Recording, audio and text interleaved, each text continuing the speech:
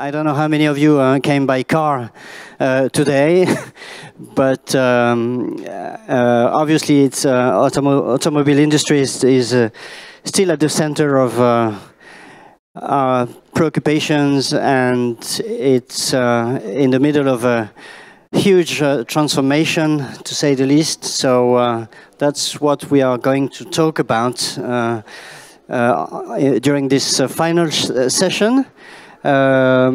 With representatives from Bosch, from Renault, and from BMW, of course. So, I mean, you see the topic of our discussion is about electric car. Is it a solution? Is it good to go to 100% electric cars in the future? There are many questions. Is the deadline of 2035 European deadline too short? Is it a challenge that is going to be difficult to meet, or is it a good opportunity?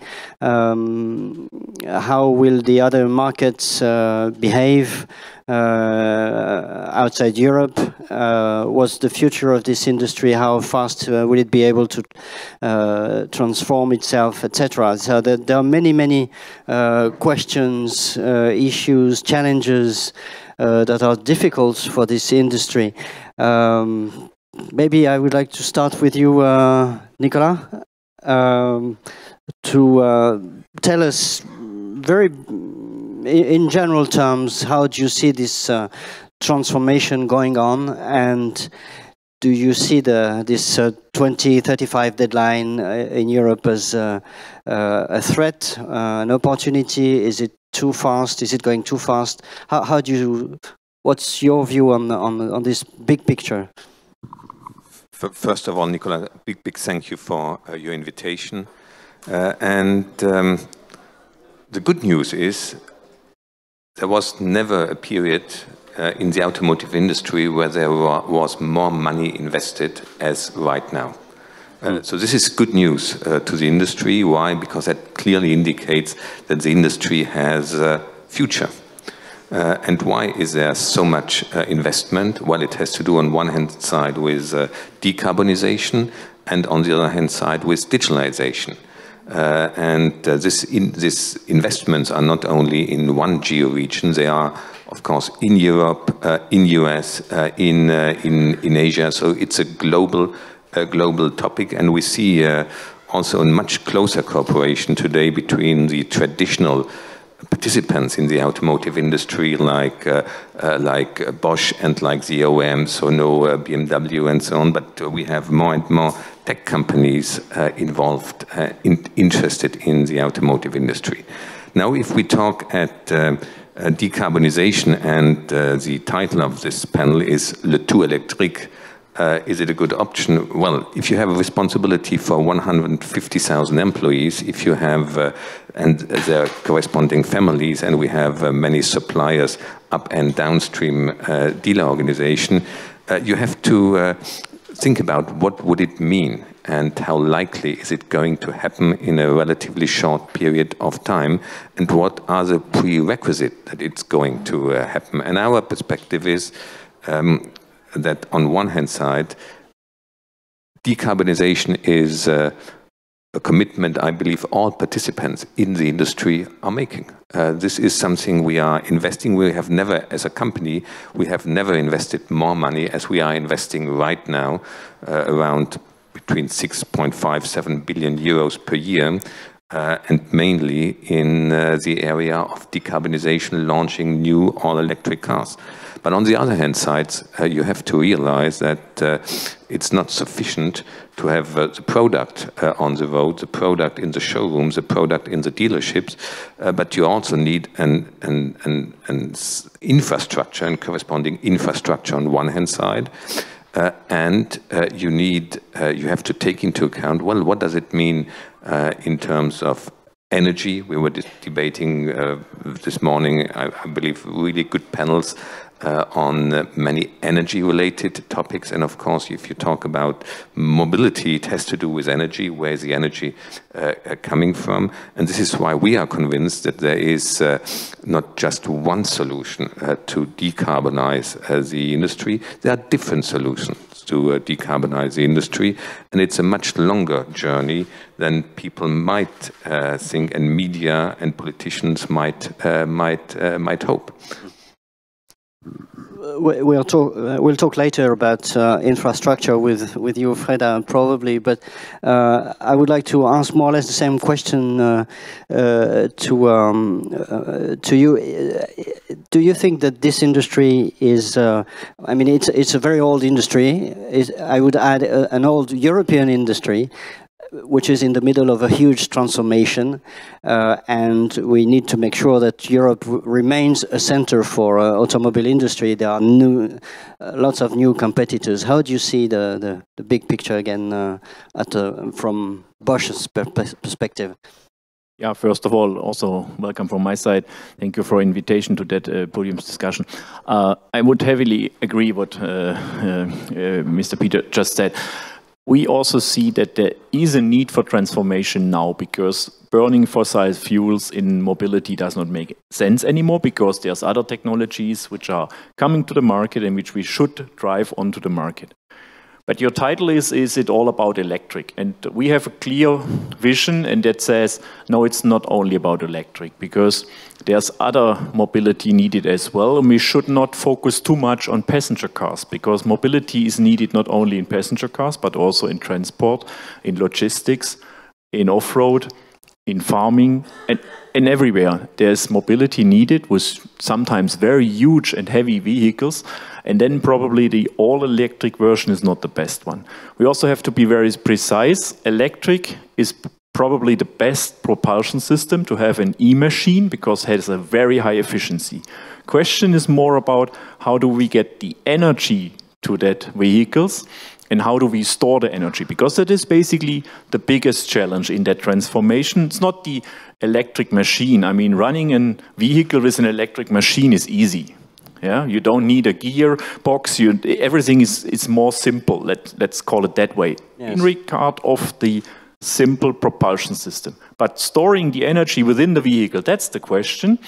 And yes, of course, there will be a lot of cars. We always call it the compact cars, the city cars. Batteries would be the perfect solution. But if you think about the larger vehicles, maybe heavier in weight, probably hydrogen could come into place.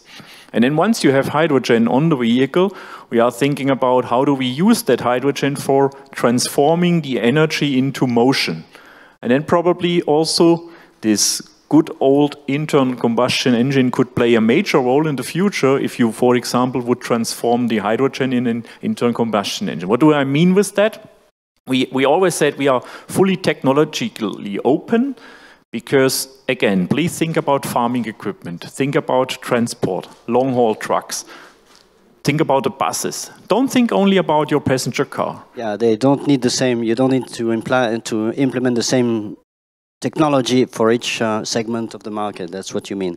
Exactly, and the same technology might not be the right solution for every use case. And we have to take much more into account the use cases, and then we probably should derive the best technology. At the moment, we are a little bit too much focusing on only one technical solution, but that does not cover all use cases. At the same time, it means that you need to invest in parallel in all sorts of different technologies. So it's a time of and like BMW is doing, we are always. I mean, our investment at the moment in our company is higher than ever in that technologies. Yeah. We have never invested so much money into development and new machines and new investments for these technologies. But we think it's the right way to go.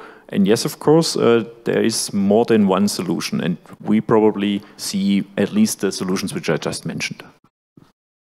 So we mentioned the issue of infrastructure, Fedra. Yeah, obviously that is something that could slow down the expansion of electric mobility. How do you see the issue? I think I will build a little bit on what my previous colleagues just said. I think we need to decouple the discussion of decarbonization and electrification, and need to decouple mobility and automotive discussion, because there are different angles. And if you look about the investment a person does in a car versus the usage of a car, and I was a colleague of Thomas a couple of months ago, so since I left Bosch, I don't have a vehicle anymore. It's not Bosch's fault, neither is Renault's fault. It's just my option as a mobility user changed. And if you live between Switzerland and Paris and a bunch of different countries, where would you put your car that doesn't run 95% of the time? So there is a part in terms of decarbonization that is the optimization of the usage of the existing vehicle park, and with that you can reduce carbon emissions. Second is depreciation of vehicles, and depending on the brand we talk about, depreciation is more or less of a problem, but you invest in a vehicle, you buy a nice BMW, and 3 years after it's worth less, or a Renault or whatever car. So that there is also an issue of usage of investment versus the usage of mobility. And third is, how do we optimize decarbonization through different methodologies? And the younger generations are becoming much more open to that. Like if you can share your apartment in an Airbnb, you can share your car, etc. So I would say the infrastructure needs to follow the behavior and needs to follow the mobility usage. And at Mobilize, we are investing in 3 areas, mainly. First, the infrastructure, the wall box. Second, in the end of it, and my colleagues already spoke, the battery technology and the battery storage. And third, the piece in the middle, which is the electric flow between the vehicle and the infrastructure. So you need to optimize all of that to the car park that you are projecting to have, but not only the car park. I like to call them objects because I'm not a car person at heart. I'm sorry. Nobody's perfect. And I think about the object in the middle that needs to be optimized to enable this maximization of usage. So is the infrastructure enough today? No. Will the infrastructure continue evolving? Yes, I think all our companies are investing in that. Would you say that there's a, I mean, hearing what you just said, it seems that there's a fundamental change in the perception of car ownership from yes, younger yes, generations. there is. The status symbol has changed. I remember 3 years ago when I turned 20, that owning a car was a status symbol. It was for me important. It was a rite of passage. The younger generation see their status and identity also in other places, also in cars, but also in other places. So behaviors are changing, thankfully. If you would have come to this room 20 years ago, you would see much less women than you do today. So times are changing in many fronts.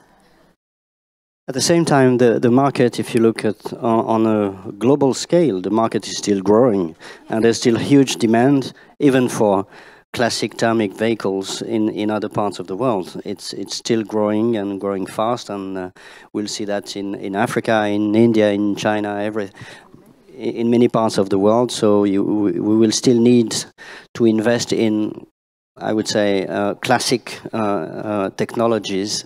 At the same time, you need to invest, as you said, massively in new technologies, in electric vehicles.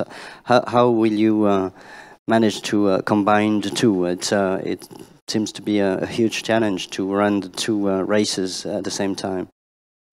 Yeah, first of all, your analysis is absolutely right. All analysis we have available is clearly indicating the passenger car market will continue to grow.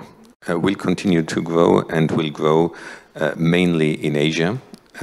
This is where we see the strongest growth. Will most likely be relatively flat, slight growth in Europe, and will continue to grow in the US. I believe we can, as Europeans, we can be proud that we have such a strong global automotive industry. We are clearly amongst the regions in the world which dominate today this industry, and it's not only the OEMs, also suppliers play a key role in this strong position.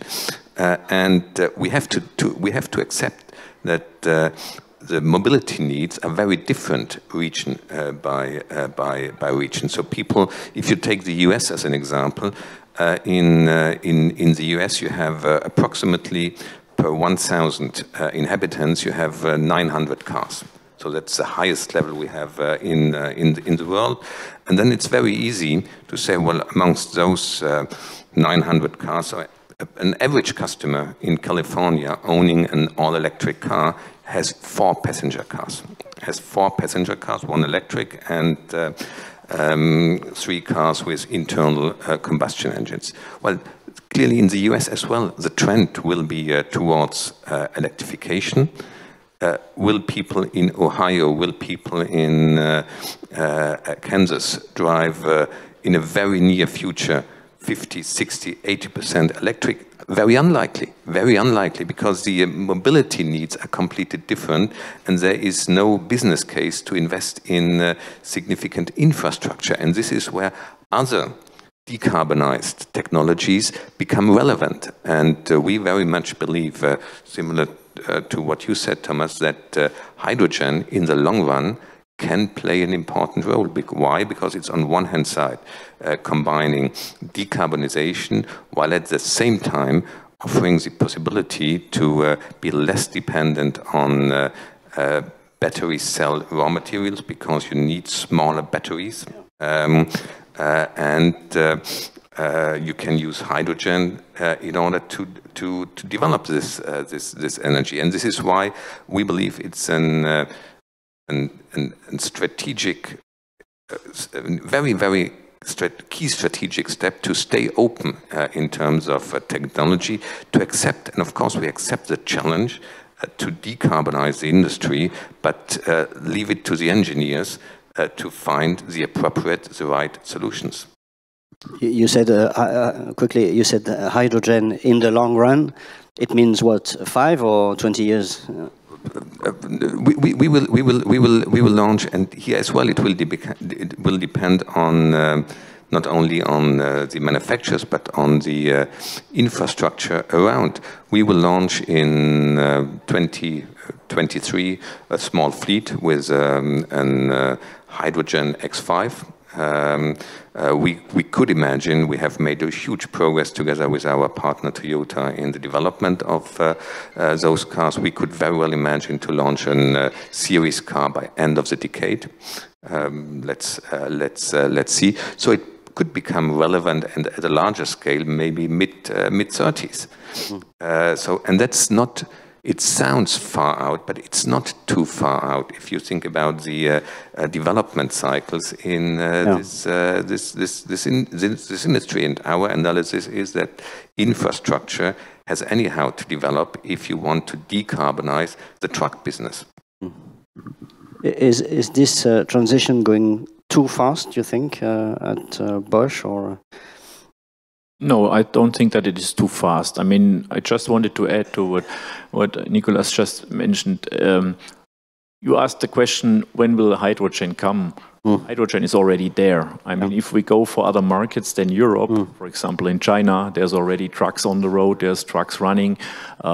We have in other countries hydrogen as well already in the passenger car. You can buy it, you can drive it, it's there. Yes, of course, it will need infrastructure, but also this infrastructure will come, because it's always a question of what's first, chicken and egg. But no one will build up an infrastructure if there's no demand. But if the demand comes, then the infrastructure will come. And so therefore, your question, is it too fast? I would say no. Yes, there's challenges to overcome, and we have to make these systems more competitive. We have to bring cost progress, because at the moment it's too expensive. Yeah, you need too much money for these kind of technology, but that was the same in the past for other systems as well. Always the starting point is a little bit difficult. You have to find some people who are starting that journey, investing. Maybe some technologies also need some subsidies. Yes, of course, we also see there that there's something developing in the world. Probably Europe is a little bit lagging behind again here, but hydrogen is already there. It's not a question of when, it's already there. Now the question is, how fast can it be developed? But it's there. It's true that the question of infrastructure and demand is a question of chicken and egg, but when you look at Europe, I mean, there are huge differences between countries.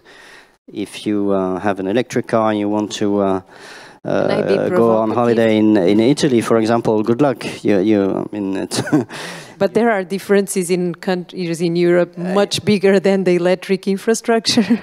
So I think there is just the question of having a very diverse region that you will have different markets focusing on their major problems. Because it's very easy to talk about a 35,000 euro car investment when people in certain regions in Europe and others, for them, that's a luxury. So the infrastructure follows that demand. And I think we tend to focus too much on, not too much, but on the technology when it's the behavior that deploys that technology. Why do we all have mobile phones today and 25 years ago we didn't, right? So it's a question of adoption. What problem are we solving? So I'm not so worried about disparities in Europe because demand, as long as there is demand, like Thomas was saying, there is going to be a solution. Maybe to add one comment to the topic of costs, and this is something which I believe we undervalue in the debate, which is a debate which is really driven by ideology. An electric drivetrain is more expensive than a combustion engine. It's a fact. It's a fact, and if lithium continues to trade at today's level, it might become even more expensive than today. Are we nervous for our business, for our customers? No, we aren't. We aren't. We have, if you look at the premium industry, we have an share in the global market, all companies together between 12 and 13, 14%, and those customers can afford the add-on price. But we have to think about when we fix those objectives and targets, also about 85% of the market where you have customers exactly as Fedra just said, when you have to pay additional 4,000-5,000 euros for a car which maybe is worth 30,000, then it's something completely different than spending the same amount of money on top for a car which costs 70,000 euros. And this is something which you have to take into account on this journey, on this transformation journey. And therefore our motivation is to continue to invest. Clear priority is electrification, but you must not discontinue in continuing to invest in other technologies as well, and in internal combustion engines as well. Otherwise, we would be out of the market from 25 onwards. You said electric mobility or electric cars, it's more expensive than classic technologies. That's true today, but are we sure that it's going to be the case in the coming years? Because when you look at what the Chinese are able to do, and they offer cheap electric cars that are starting to enter the European market, and they have huge ambitions on this segment of the market, vehicle priced at a very reasonable price. Is it a danger for the European car industry? Do you think that in the future the market will be mostly Chinese? Well, I don't see it as a danger for us. Why? Because we are as I said, we are in a different segment covering. We have a global market share which is growing of 3.5%. We are leading in the segment. So I'm not nervous regarding BMW, but I believe that this transformation is a relevant transformation. Everyone is in the industry willing to invest, but you have to accept that, as you absolutely rightly said, it requires time. And time means you have to continue to invest in the next generations of battery cell technology, because one way to bring cost down, of course, is to improve the battery cells. We are already investing in, we are launching today the 5th generation of battery cells. So in 2022, we will launch the 6th generation, huge investment in 3 years from now. If you look at the cycles of internal combustion engines, we were talking about 10 years. Yeah. So this is indicating how much the industry is investing today. And we already know that we will make, on one hand side, a major step with the 6th generation of battery cell technology, probably cost down in an area of 40–50%. And still it will not be enough to match the price of an internal combustion engine. And this is why you have to continue throughout the next 10–15 years to invest in this technology. On the Chinese auto industry as a threat, how do you see? I would not be afraid of that, because only if we stop learning. I mean, if we don't stop learning from them, we can learn at the moment quite a lot of them and from them, because as I mentioned, technology is already on the road. Biggest new energy vehicle market is China at the moment. You can learn quite a lot about e-machines, about batteries from them. And if we don't get arrogant and say, look, we have invented the car more than 100 years ago, and therefore every car must come from technology side from Europe. I mean, if we don't get in that arrogant way to that topic, then we can learn, and then these global markets will help us. There's huge chances, and we as a company are anyhow taking not care about only one market. We always take care about the global markets, and we also think about what's going on in one market. Can we take these informations and these learnings and bring it to another market? And therefore I'm not afraid of that. But we have to learn. And you can leapfrog. If you're learning, you can also, there are mistakes. The Chinese automotive industry, funny enough, also makes mistakes.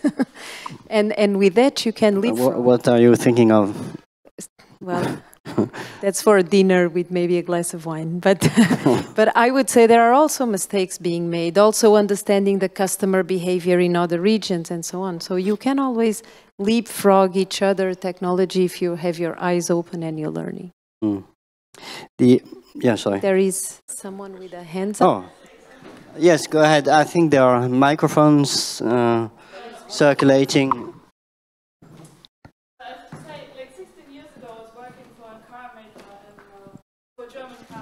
China, and interestingly enough, all the technology was there. So the hydrogen, Bosch was there, BMW with all the recent technology, Volkswagen was going down like 3 different routes, presenting all the latest prototypes and so on. And I mean, especially for the case of hydrogen, it was very clear that it would be actually not a consumer-led movement, but a policymaker-led movement because of the infrastructure. Because in some ways, I agree that the consumer is leading by taste and in the luxury segment maybe, but in other areas like hydrogen, where you have the long haul, the like what you call poids lourd in French, you need the infrastructure, which requires a policy commitment. So I think the technology is there. We have given it to the Chinese in a way, but somehow, and this is always the tendency, we wait also for policymakers to accommodate something. So my question is, because you're also representing your interests at policymakers, do you have the feeling that you're educating our European policymakers enough? Because we all have the common interest on saving energy. In terms of offering a sustainable solution, be it electric or hydrogen or anything else that is sustainable. Because, I mean, honestly, as a European in a very bad space, you have no resources for batteries. You don't have that much fossil fuel and so on. I mean, from a policymaker's perspective, it's a no-brainer. I'm asking myself, why does it take so long for Europe to go down that way? So. Thank you. Great question. I didn't get your company. My company is Millennium. We're an FX manager. There's no business whatsoever. There's no business context, but I was working at that time for Volkswagen, and we together with BMW and Bosch and others, we're presenting the latest prototypes for green energy to what is, I think, the pendant to they have actually a think tank for the automotive industry, and they were always drawing on these technological ideas and innovations, because as a European car maker, you had to buy your way into that Chinese market. So I'm just wondering, why has the change not happened in Europe? Well, first of all, I believe a lot has happened in Europe, and Europe is definitely still amongst the leading areas in the automotive industry, if not the leading area. Now, if you look at the shift towards decarbonized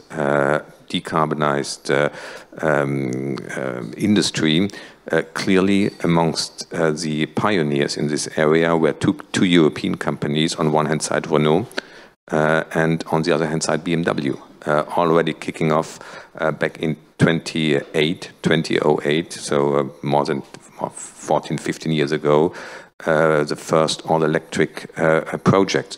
Have we moved fast enough? You can debate, but we were definitely from the very beginning very much involved in developing this technology, and this is why we are already launching 14 years later the 5th generation of battery cell technology. So we have built up a lot of know-how. I definitely agree with you that that hydrogen has a huge chance also from a European perspective. Europe not having enough raw material, you have two options at the end of the day to become less dependent. One is circularity, which will play a role as well. How can you reuse lithium? How can you reuse cobalt? Of course, there are already technologies existing, but again, those technologies require cheap energy. So we are always coming back to the energy question. Hydrogen is pretty much the same. I'm very, and some of you might be able to test drive in, there are already cars on the road from competitors, from Asian competitors. We will launch, as I said, a small series car in a couple of months from now. And the product is definitely great. So now what has to happen is to find ways to accelerate the investment in infrastructure, which will come because the pressure will grow on the truck industry as well to decarbonize. And here clearly it's also from a business case perspective much easier to invest in this technology.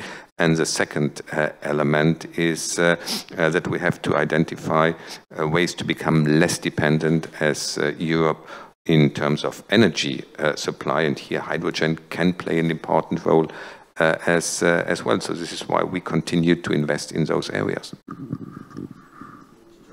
No. It's all good. Would just like to make a general comment, because one of the things in the beginning is the electricity, the right way to go, the one option. I would like to pinpoint that is not decarbonization, just generate power. Because I want back to power, put in, and then we'll go further. It's not CO2, overall pollution you generate by, for example, mobility. And this is something which cannot operate here. And I think the city is just one way to go, make it much more.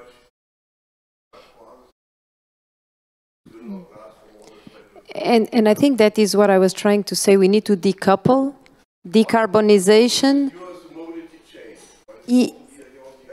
Yeah. Yeah, correct.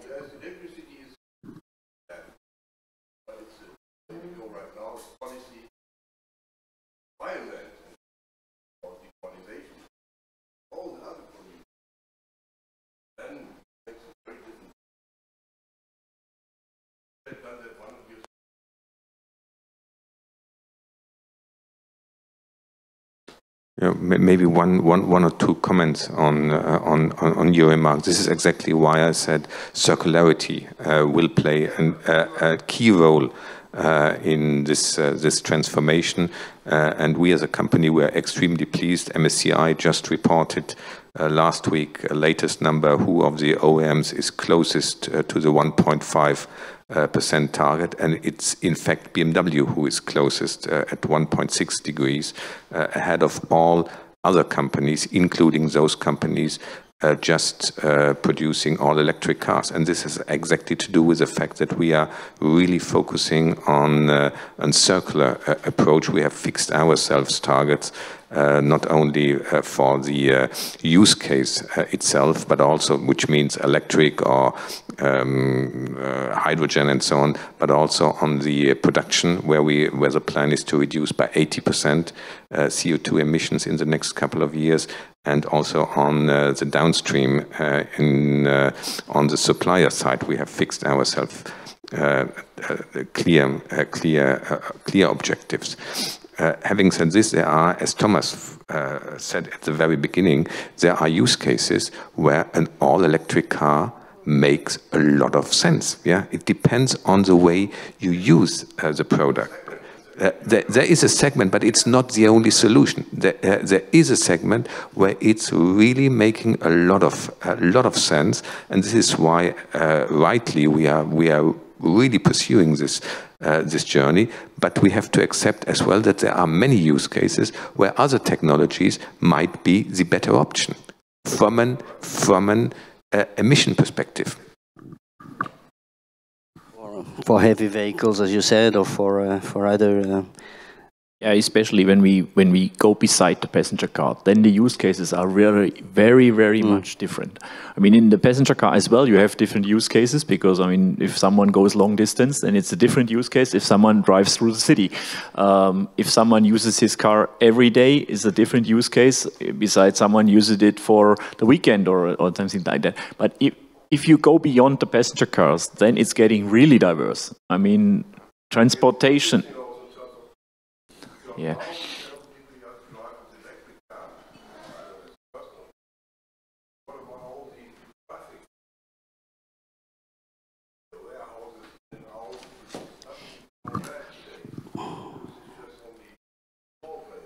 Yeah.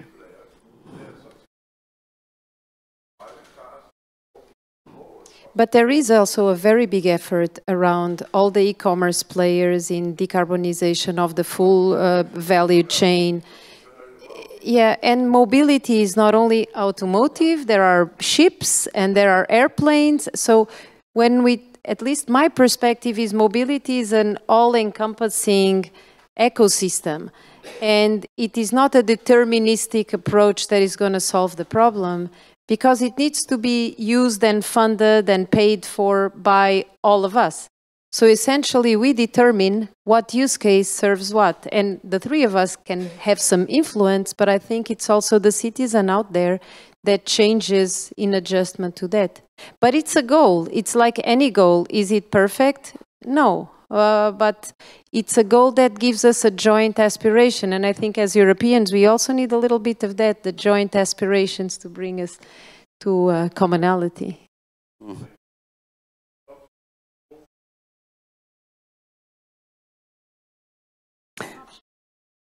Yeah.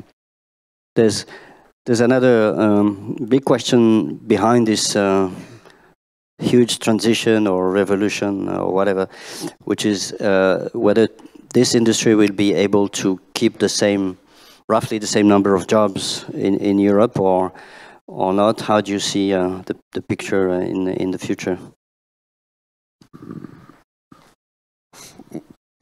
Well, you have to look from two angles. We, as a company, we are today growing also in terms of jobs, yeah. But we are growing in different areas. Yeah? Where is the growth coming from?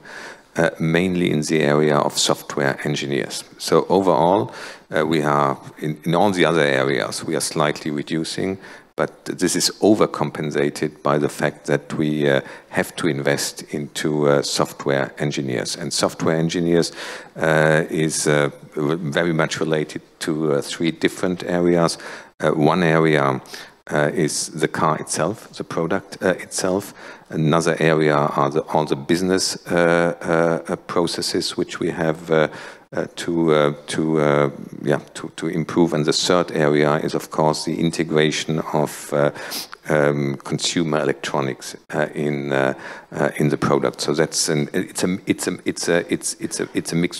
a mixed picture, and I'm not nervous.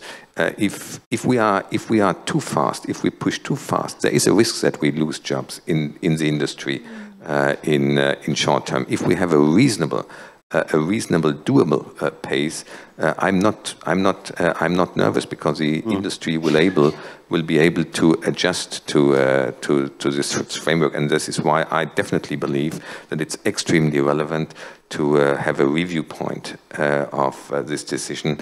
I don't know, 2026 to review. Are we really on track to achieve those targets? Yes, yes or no.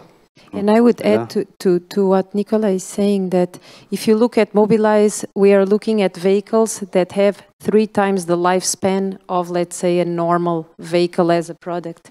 So we will bring them back in a circular approach. We will refocus, repackage them, and bring them back another 2 times. So in a vehicle that has 3 lives, that will be fully owned in our balance sheet, the jobs we are creating are different jobs than the jobs you are creating if you are building a car, putting it out there, and then after sales will take care of it. We are creating jobs that are highly specialized, software, services, circular economy, recycling. So I think the job market will change. And if we are smart in Europe, it will become much more specialized, because the fact that we don't have access to all the raw materials can make us really, really smart and give us advantage in the circular economy space, because we don't have all the resources. We can become a powerhouse in that field. That's how I see it. I mean, if we take your question, there's a transformation, and that is already the answer. Will this transformation cut jobs? Yes or no? Yes and no, because there will be changes needed in regard of education, in expertise for the people, and the people have to change as well. So therefore, if this automotive industry has a structural change, we will manage it. If it's a structural break, we will have problems. And therefore, we have to take the people with us. So how we change technology, we also have to change people. They'll have to learn new things. And if we don't have time for that, then this transformation will cut jobs. Excellent. Well, on that, I would like to thank you all. Well, thank you very much for this debate. And I would like to welcome François Villeroy-de-Galhau, to see you here, the Governor de la Banque de France. Thank you.